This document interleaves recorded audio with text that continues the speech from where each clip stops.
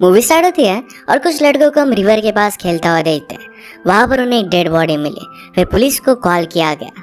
उसके पास एक बड़ा सा टावर था। वहां पर पुलिस चढ़ जाता है। ऊपर की जगह टूटी हुई थी जिससे वो नीचे गिरा था। इसके बाद नेक्स्ट सीन में डॉक्टर इस इंसिडेंट के बारे में पुलिस को ब्रीफ करता है। उन्होंने कहा कि जब वो नीचे गिरा था तो आदमी जिस तरीके से पीछे गिरता है उस तरीके से वो गिरा था। पुलिस को इससे लगता है कि किसी ने उसे पुश किया था। अगर उसे किसी ने पुश किया होता तो नीचे फुटप्रिंट्स होते हैं, पर बारिश की वजह से वहां पर कुछ भी फुटप्रिंट्स नहीं थे। जिसका मर्डर हुआ था उसके जैकेट पर उन्हें कुछ थ्रेड्स मिले थे। अब इस सब के बारे में पुलिस इन्वेस्टिगेशन करेगी।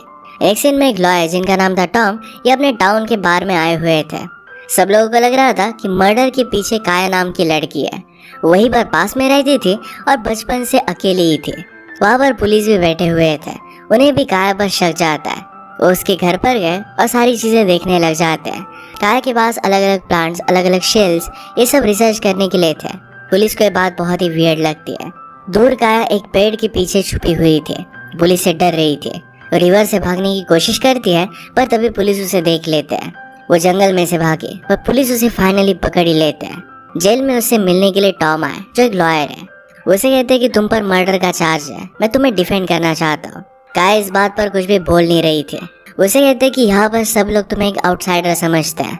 तुम कुछ भी बोलोगी नहीं, पर फिर भी तुम पर केस चलेगा और हमेशा के लिए तुम जेल में जा सकती हो। काया फिर भी कुछ भी बोल नहीं रही थी तो जाने लग गए। काया उन्हें रोक लेती है और अपनी स्टोरी बताने लग गई। काया जब छोटी थी तो अपनी फैमिली के साथ रहती थी। उसकी 2 सिस्टर, एक ब्रदर और मदर और फादर। प्रॉब्लम एक ही थी कि उसके फादर अब्यूसिव थे और इसी वजह से एक दिन मदर वहाँ से चली गई। मदर के जाने के बाद वहाँ पर कोई भी रहना नहीं चाहता था, तो स्लोली ब्रदर और सिस्टर भी चले गए। काया के फादर जंगल से मसल्स तोड़ते थे, जो एक सी फूड होता है, और एक जगह पर जाकर सेल करते थे। काया भी उनके साथ आती थी। शॉप ओनर और उसकी वाइफ, ये दोनों उनको जानते थे। शॉप ओनर की वाइफ मेबल ने काया से पूछा कि क्या तुम स्कूल जाती हो, क्योंकि उसे सही से काउंटिंग आती नहीं थी। काया ने फिर डिसाइड किया और वो फर्स्ट डे स्कूल जाती है। स्कूल में जाने के बाद वहाँ के स्टूडेंट्स उसका बहुत मजाक उड़ाते हैं। अपनी बेइज्जती होने के बाद वो डिसाइड कर लेती है कि फिर से स्कूल कभी भी नहीं जाएगी। एक दिन काया के पास उसकी मदर का लेटर आया, जो उसके फादर उसे लेते हैं, और लेटर पढ़ने के बाद वो जरा डिस्टर्ब हो गए थे। काया उनसे पूछ रही थी कि क्या वो वापस आएगी, पर फादर इस लेटर को लेकर जला देते हैं। उन्होंने काया से कहा कि तुम्हारी मदर अब कभी भी वापस नहीं आने वाली। काया को इन सब बातों से बहुत बुरा लगता है। एक दिन काया जब नींद से उठे तो उसके फादर भी चले गए थे। उसे अब बस एक ही प्रॉब्लम का सोल्यूशन निकालना था कि वो अब जिएगी कैसे। जिस तरीके से उसके फादर सी फूड सेल करते थे, यही करने का उसने डिसाइड किया। वो शॉप ओनर के पास आई। वो उनसे डील कर दिए कि अब सारा सामान आज से वही बेचेगी। शॉप ओनर समझ गए थे कि काया के फादर उसे छोड़कर चले गए थे। उसे जो भी चीजें चाहिए थी ये सब उसे प्रोवाइड करते हैं। इसके बाद हम काया को प्रेजेंट में देखते हैं। वहाँ पर उसे कोर्ट में बुलाया जाता है। उसे जूरी पहले से ही गिल्टी मान रही थी। कोर्ट में अपोनेंट कहता है कि काया ने जिसका मर्डर किया उसे वो रात में ऊपर लेकर के और वहां से पुश कर दिया। उसके पास इसके लिए रीजन भी था, क्योंकि वो चेस से प्यार करती थी और उसकी अब वो हो नहीं सकती थी। जिसका मर्डर हुआ है उसका नाम है चेस। काया के लॉयर टॉम कहते हैं कि यहाँ पर इन सब चीजों का कोई भी एविडेंस नहीं है। नीचे फुटप्रिंट्स नहीं थे, कोई भी फिंगरप्रिंट्स नहीं है। इस तरीके से कुछ भी साबित नहीं किया जा सकता। इसके बाद हम फिर से काया की स्टोरी कंटिन्यू देखते हैं। काया अब बड़ी हो चुकी थी। जंगल में घूमते घूमते हर एक चीज को स्टडी करती थी। एक दिन किसी ने उसके लिए एक फेदर रखा था। यह फेदर उसे बहुत अच्छा लगता है। एक दिन उसी जगह पर उसे टेट मिलता है। ये सारी चीजें रखने वाला टेट ही था। काया से पूछती है, क्या तुम्हें बर्ड्स और फेदर अच्छे लगते हैं? टेट ने कहा कि मेरी मदर को बहुत पसंद है। क्या तुमने कुछ मेरा लेटर नहीं पढ़ा?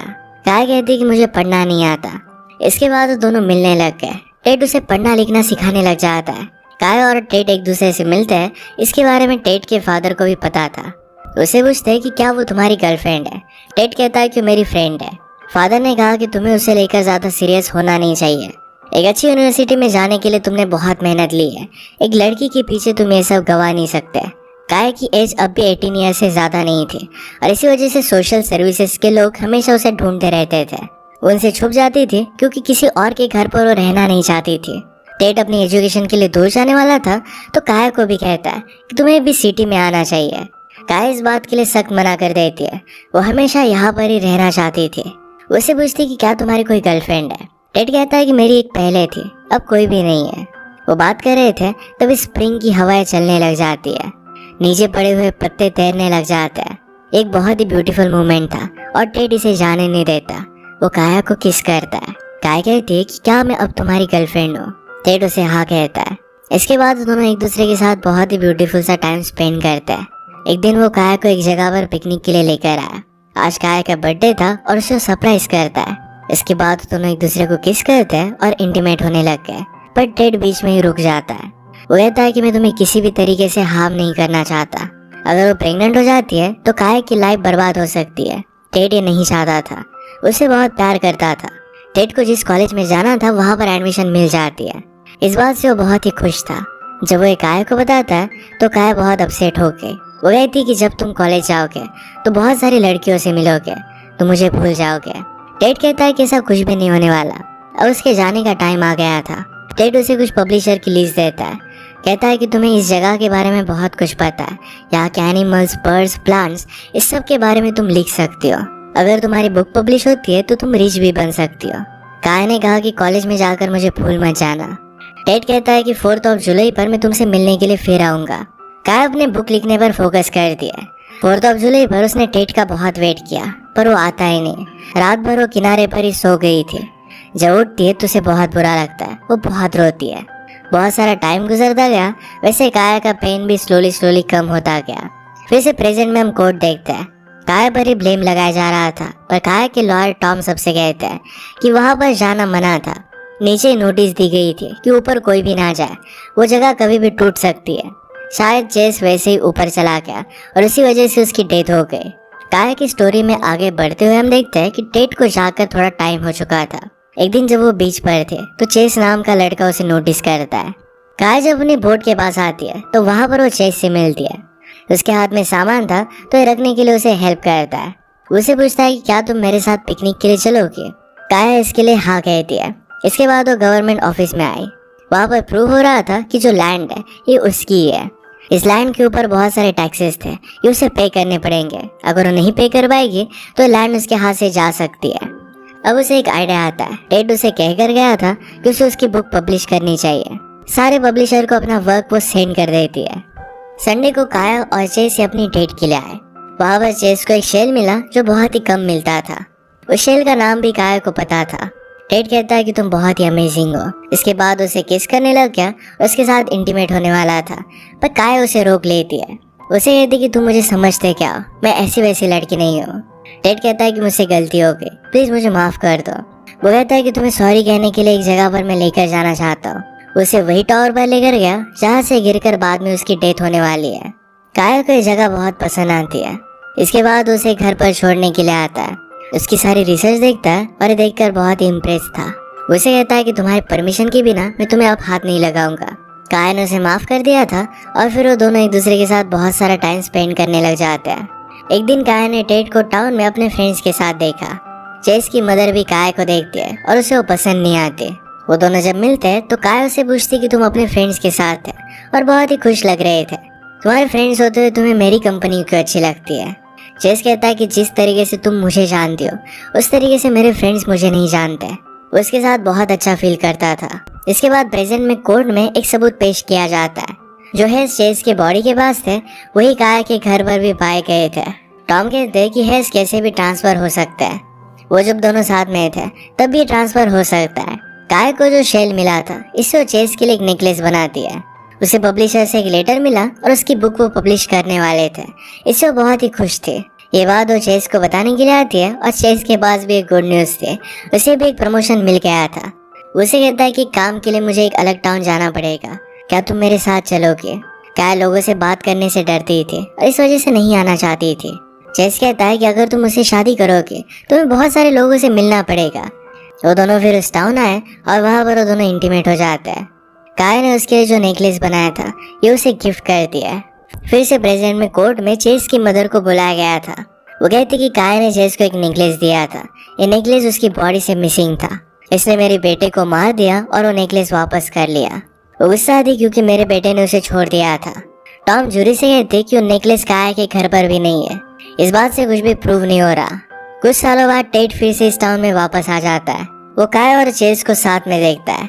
एक दिन शॉप से वो घर पर जा रहा था तो वहाँ पर टेट और उसके फ्रेंड्स को काया के बारे में जरा इरिस्पेक्टफुली बात करते हुए देखता है। टेट ने कहा कि तुम्हें काया के बारे में इस तरीके से बात नहीं करनी चाहिए। उन दोनों में झगड़ा हो जाता है पर लोग उन्हें रोक लेते हैं।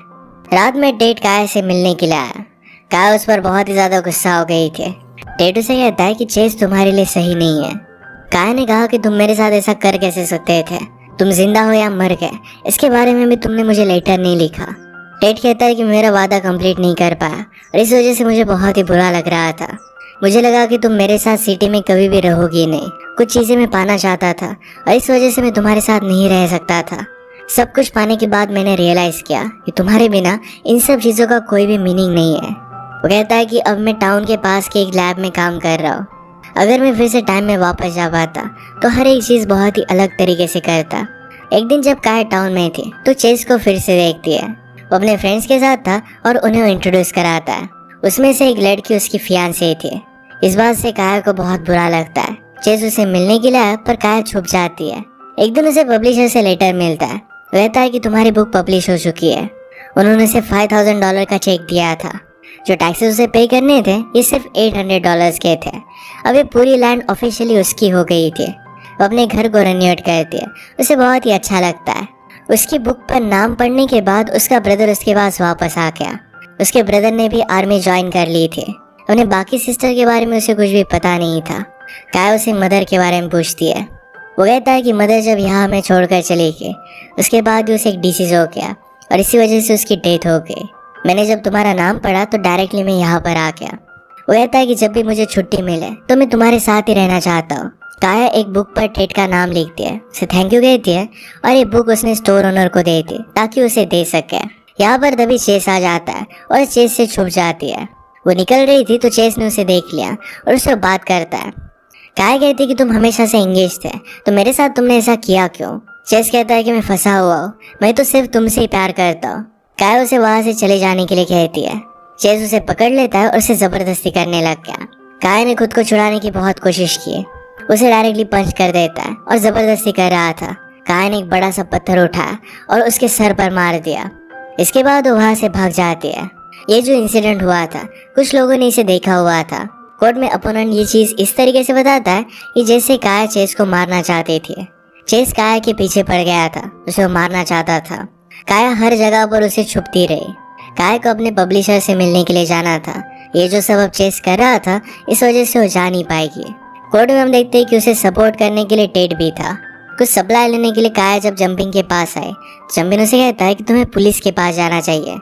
अगर तुम चाहो तो मैं भी तुम्हारी हेल्प कर सकता हूँ। काया कहती है कि इस टाउन में हर कोई मुझे आउटसाइडर समझता है।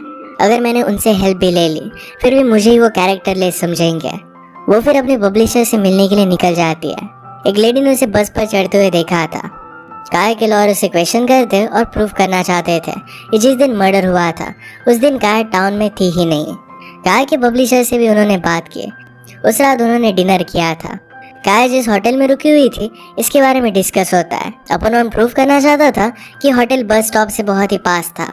वो कभी भी बस लेकर फिर से टाउन में आ सकती थी। उस रात वो वापस आई और उसने मर्डर किया और सुबह वो फिर से उसी टाउन में वापस आ गई। काया को बहुत बुरा लग रहा था। वो कहती कि जूरी भी मुझे ही दोषी मानती है। टॉम कहता है कि तुम्हें भी अपनी साइड के बारे में बताना चाहिए, वो भी तुम्हें समझ सकते हैं। वो जा रहे थे तो काया ने उनसे कहा कि आप हमेशा मेरा ख्याल रखते आ रहे हैं। जब मैं छोटी थी तब भी आप मुझसे बहुत ही काइंड थे। सारी चीज़ों के लिए उसे वो थैंक यू कहते हैं। अपने फाइनल स्टेटमेंट में टॉम ने कहा कि हम सब लोग उसे आउटसाइडर समझते आ रहे हैं और इसी वजह से उसे हेट करते हैं। इस केस में उसके खिलाफ कोई भी एविडेंस नहीं है और इस वजह से हम उसे हैंग नहीं कर सकते। जिस रात मर्डर हुआ था उस रात वो वहाँ पर थी भी नहीं। सारी चीजें बताने के बाद काया को छोड़ दिया जाता है। वो केस जीत गई थी। टेट को भी उसके लिए बहुत अच्छा लगा। जहाँ पर टेट काम कर रहा था एक दिन काया उसके पास आती है और उसके बोर्ड पर फेदर छोड़कर जाती है।